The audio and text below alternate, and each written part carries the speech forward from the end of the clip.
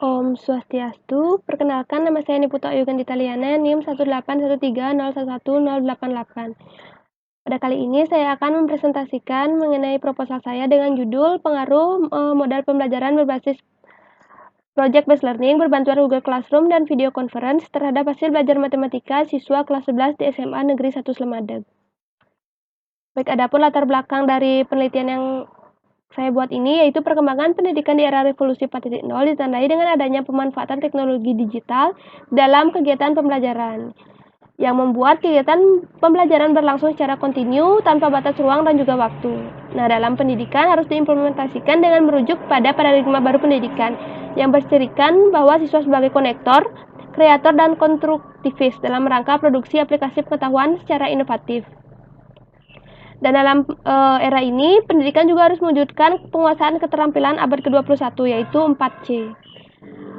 Pemerintah Indonesia sudah berusaha memajukan pendidikan di Indonesia agar relevan dengan tuntutan abad ke-21 ini. Akan tetapi, tidak bisa dipungkiri bahwa dalam pesatnya tuntutan abad ke-21 ini dan kemajuan zaman masih ada saja permasalahan, terutama di bidang pendidikan yang dialami oleh siswa, terkhusus dalam pembelajaran matematika.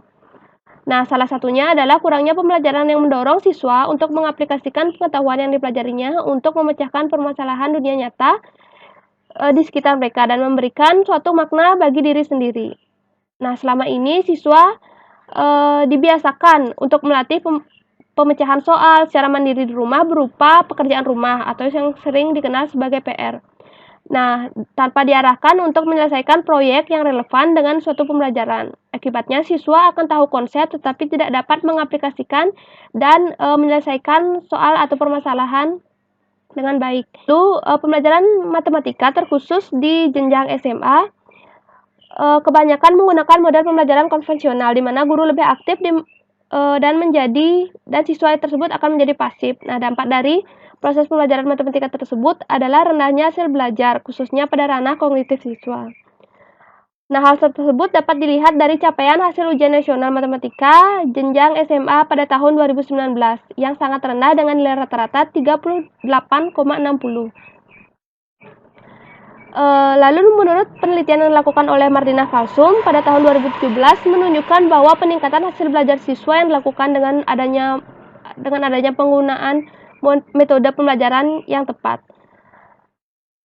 Selain permasalahan tersebut, saat ini seluruh dunia sedang mengalami krisis akibat pandemi COVID-19. Dan hal tersebut berdampak di berbagai sektor kehidupan, salah satunya adalah bidang pendidikan. Nah, di masa pandemi ini sudah berlangsung hampir 2 tahun lamanya dengan berbagai permasalahan yang dihadapi oleh Satuan Pendidikan Indonesia.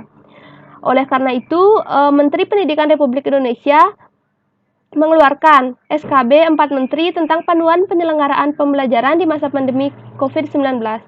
Kebijakan ini mengharapkan satuan pendidikan dapat melaksanakan pembelajaran tatap muka atau PTM terbatas yang dilakukan di setiap instansi pendidikan.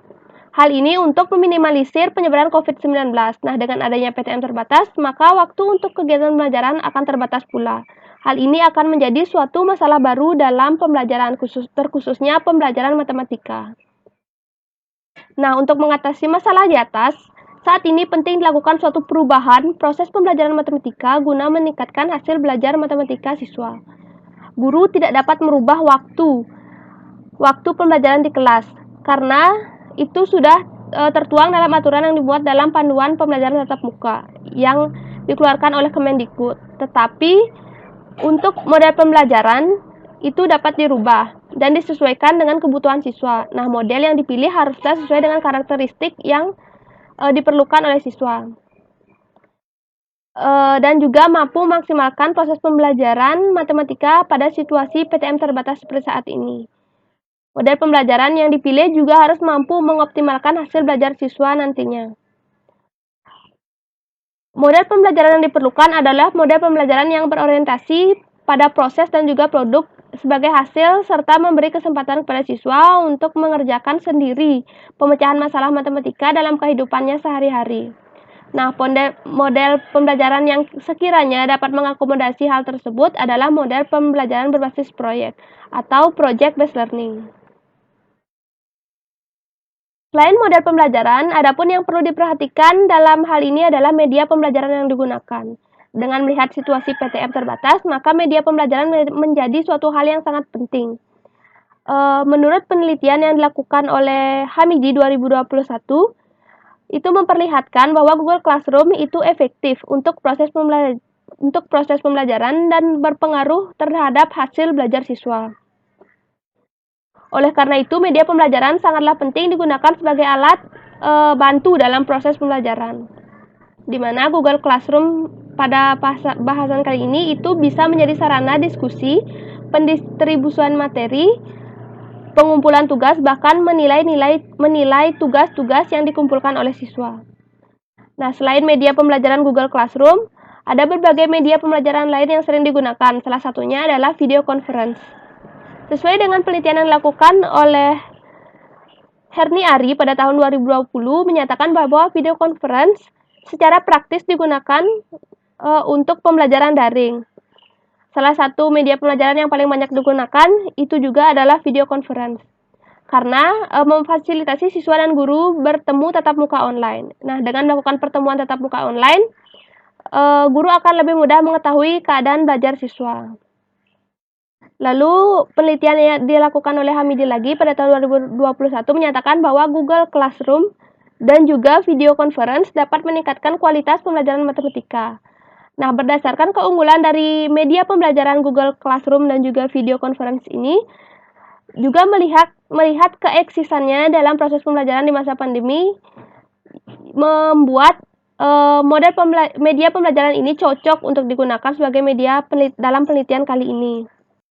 Dikarenakan juga proses pembelajaran saat ini berlangsung secara PTM terbatas, otomatis waktu siswa belajar di sekolah pun juga menjadi terbatas. Nah, dengan adanya keterbatasan waktu di kelas, guru dapat mengadopsi pembelajaran hybrid learning dalam proses pembelajaran di kelas ataupun di rumah.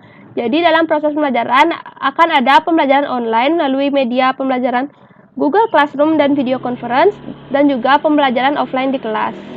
Baik, untuk selanjutnya kita masuk ke identifikasi masalah.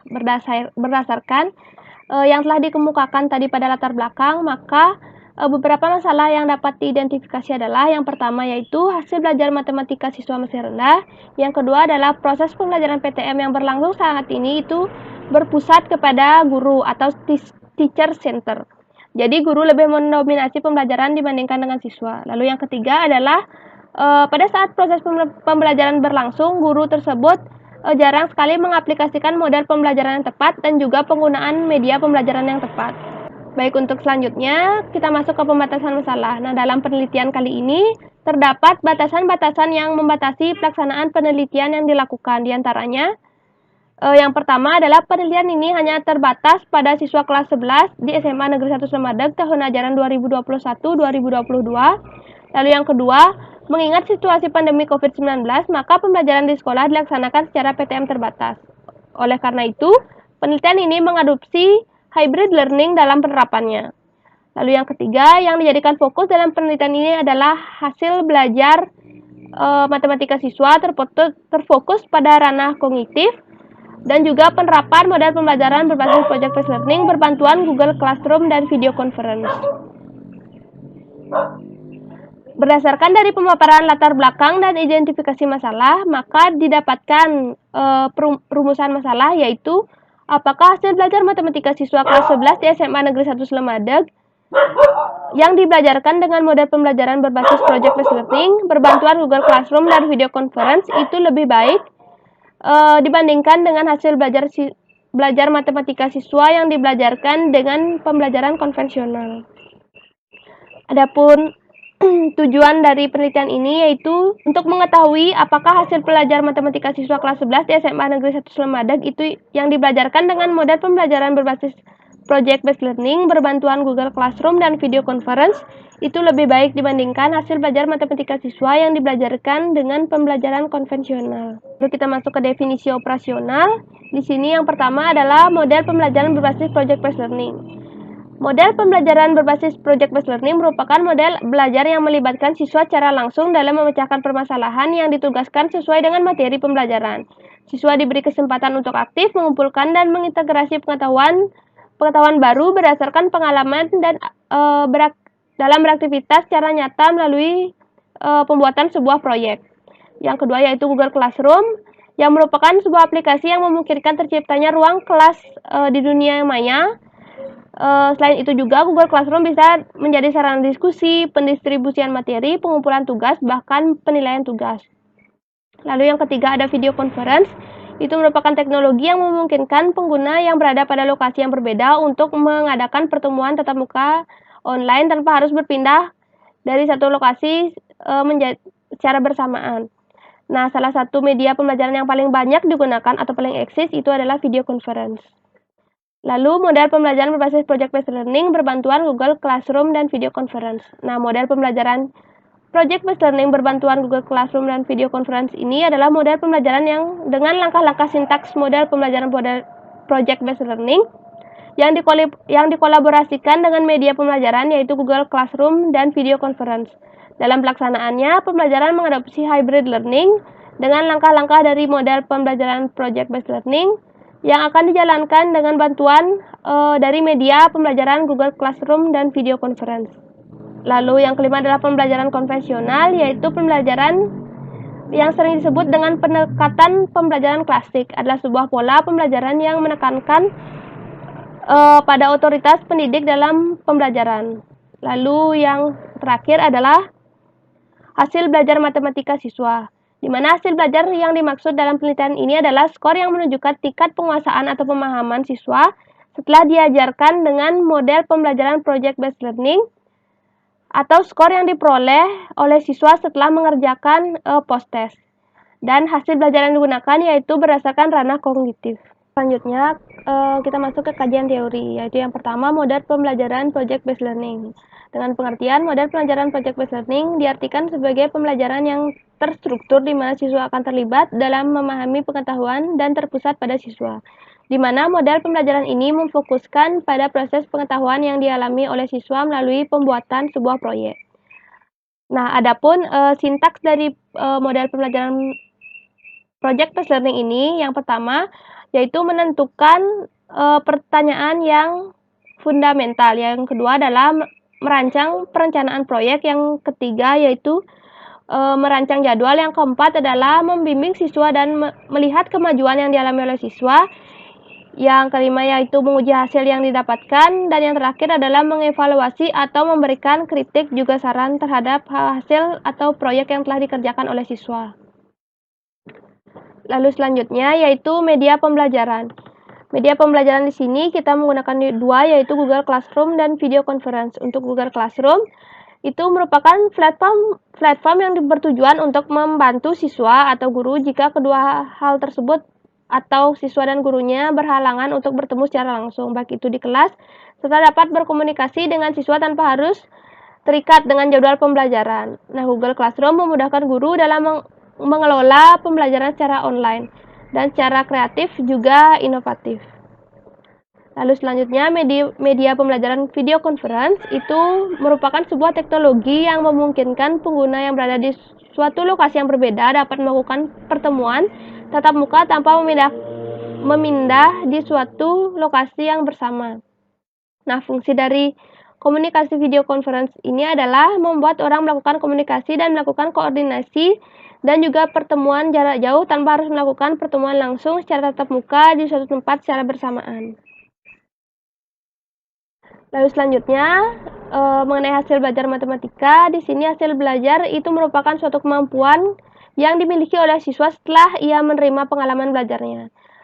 Hasil belajar merupakan suatu penilaian dari proses belajar mengajar yang dilakukan oleh guru dengan tujuan untuk mengetahui sejauh mana tingkat keberhasilan dari belajar siswa. Nah, menurut teori Bloom, adapun hasil belajar itu dapat dibagi menjadi 3 ranah, yaitu yang pertama ranah kognitif, itu meliputi kemampuan pengetahuan, pemahaman, penerapan, analisis, sintesis, dan juga evaluasi. Lalu yang kedua yaitu ranah afektif yang meliputi perilaku, penerimaan, sambutan, penilaian organisasi, dan juga karakterisasi. Lalu yang ketiga yaitu adalah ranah psikomotorik, yaitu meliputi kemampuan motorik berupa persepsi, kesiapan, gerak terbimbing, gerak terbiasa, gerakan kompleks, dan penyesuaian pola kreativitas. Nah, dalam penelitian kali ini, hasil belajar siswa itu terfokus pada ranah kognitif saja, yaitu hasil belajar matematika. Adapun kajian hasil penelitian yang relevan dengan penelitian kali ini, yaitu yang pertama, penelitian yang dilakukan oleh Jodiana Kusilawati, Iskandar Wiryokusumo, dan Joko Adiwaludio pada tahun 2019. Lalu yang kedua adalah penelitian yang dilakukan oleh Hasri pada tahun 2021. Yang ketiga, penelitian oleh Jonathan Hutapea dan Mariati Pesimanjuta itu pada tahun 2017. Lalu yang keempat, penelitian oleh Iwayan Santiasa, Niketutapi, dan Windu Sara pada tahun 2020. Lalu yang kelima, penelitian oleh Pratiwi Dewi, Haris Sitaresmi, dan Ratna Damayanti pada tahun 2021. Juga penelitian yang dilakukan oleh Herni Arisubekti, Naubaiti, dan Masilawati, juga Happy Fitria pada tahun 2020. Lalu untuk kerangka berpikir disajikan dalam bentuk bagan, yaitu pembelajaran matematika diharapkan itu menghasilkan hasil belajar yang optimal, tetapi faktanya hasil belajar matematika siswa itu masih rendah, terutama hasil belajar matematika siswa di kalangan SMA. Hal ini disebabkan oleh pembelajaran konvensional yang masih dilakukan oleh guru dan juga kurangnya pemanfaatan media pembelajaran dan juga model pembelajaran yang tepat. Nah, dengan pembelajaran dilakukan secara konvensional dengan langkah-langkah pembelajaran konvensional menghasilkan hasil belajar yang kurang memuaskan dan tidak memenuhi dimensi dari pembelajaran itu sendiri. Lalu, solusi untuk rendahnya hasil belajar siswa yaitu adalah pembelajaran penggunaan model pembelajaran berbasis project-based learning berbantuan Google Classroom dan video conference dengan langkah-langkah dan sintak yang telah disesuaikan dengan penerapan hybrid learning dengan berbantuan Google Classroom dan video conference. Hal ini diharapkan akan dapat mengoptimalkan hasil belajar siswa. Lalu selanjutnya yaitu hipotesis penelitian. Berdasarkan kajian teori, penelitian hasil yang relevan dan juga kerangka berpikir, maka akan dijabarkan hipotesis dari penelitian, yaitu hasil belajar matematika siswa kelas 11 di SMA Negeri 1 Semadag yang dibelajarkan dengan model pembelajaran berbasis project-based learning berbantuan Google Classroom dan video conference itu lebih baik daripada hasil belajar matematika siswa yang dibelajarkan dengan menggunakan metode konvensional. Lalu untuk selanjutnya, metode penelitian dalam penelitian ini menggunakan jenis penelitian eksperimen, yaitu metode penelitian yang digunakan untuk mencari pengaruh suatu model pembelajaran terhadap hasil belajar dalam kondisi yang terkendali. Nah, penelitian ini termasuk kategori eksperimen semu atau kuasi eksperimental, karena pengontrolan variabel hanya dilakukan terhadap satu variabel yang dipandang paling dominan. Nah, penelitian ini melibatkan dua kelompok, yaitu kelompok eksperimen dan kelompok kontrol. Lalu yang kedua, tempat penelitian, yaitu pada penelitian kali ini dilaksanakan di SMA Negeri 1 Semadag yang berlokasi di Jalan Glogor, Bajre, Tabanan, Bali. Lalu yang ketiga itu adalah populasi penelitian, di mana dalam penelitian ini populasinya yaitu adalah seluruh siswa kelas 11 MIPA di SMA Negeri 1 Semadag pada tahun ajaran 2020, 2021, 2022. Nah, seluruh siswa kelas 11 MIPA di SMA Negeri 1 Semadag itu berjumlah 148 orang yang dibagi menjadi 5 kelas dengan distribusi data yang telah disampaikan dalam bentuk tabel berikut. Lalu yang keempat itu adalah sampel penelitian. Sampel penelitian itu merupakan sebagian dari keseluruhan objek penelitian. Nah, sampel yang akan diambil dari bagian populasi yaitu sebanyak 2 kelas. Untuk penelitian kali ini menggunakan teknik pengambilan sampel yaitu teknik cluster random sampling, di mana pemilihan sampel dilakukan dengan pemilihan sampel yang tidak berdasarkan pada individual, namun lebih pada kelompok, daerah, atau kelompok subjek. Setelah dilakukan pemilihan sampel, maka didapatkan bahwa kelas 10 MIPA 1 sebagai kelas eksperimen dan kelas 10 MIPA 2 sebagai kelas kontrol. Adapun variabel penelitian, untuk variabel penelitian bebas yaitu model pembelajaran project based learning berbantuan Google Classroom dan video conference dan pembelajaran konvensional. Lalu untuk variabel terikatnya yaitu hasil belajar matematika siswa di mana hasil belajar itu diperoleh dari nilai post test. Untuk selanjutnya yaitu rancangan penelitian.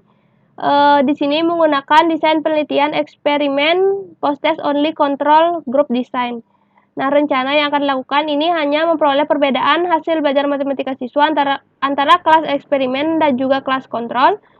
Maka dari itu hanya menggunakan post test saja.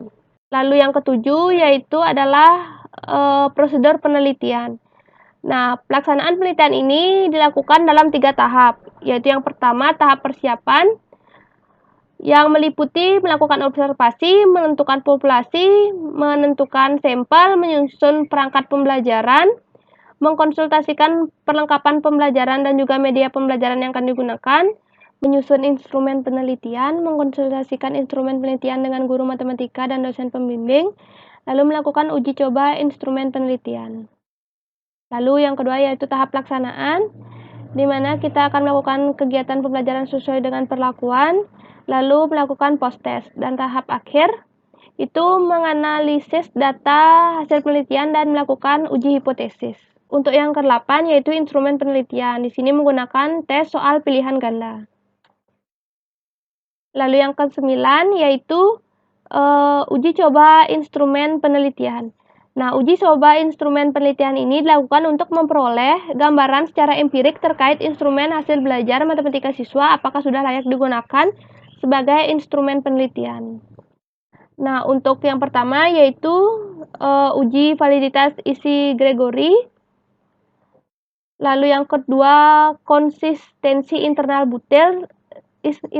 butir di mana di sini menggunakan teknik kolerasi yang digunakan untuk menghitung validitas butir tes objektif, yaitu yang digunakan adalah teknik kolerasi point biserial. Lalu selanjutnya yaitu indeks daya beda butir. Untuk teknik kolerasi indeks daya beda butir dinyatakan dengan D dan dihitung dengan rumus sebagai berikut. Lalu selanjutnya adalah indeks kesukaran butir, yaitu taraf kesukaran butir yang dinyatakan dengan indeks kesukaran butir didefinisikan sebagai proporsi peserta tes yang menjawab butir tersebut dengan benar. Nah, rumus yang digunakan untuk menghitung kesukaran butir dapat dilihat pada layar, yaitu I sama dengan B per N. Lalu uji reliabilitas tes. Reliabilitas tes itu mengacu pada konsistensi hasil pengukuran yang ditunjukkan oleh instrumen tersebut. Nah, instrumen yang memiliki reliabilitas yang tinggi akan memberikan hasil yang relatif sama, sekalipun instrumen tersebut digunakan dalam kurun waktu yang berbeda. Nah, dalam penelitian kali ini akan menggunakan formula Spearman-Brown. Lalu selanjutnya yang ke-10 adalah teknik analisis data. Yang pertama yaitu uji normalitas. Untuk uji normalitas sebaran data itu digunakan untuk mengetahui apakah data dalam suatu kelompok sampel yang digunakan itu berasal dari populasi normal atau tidak.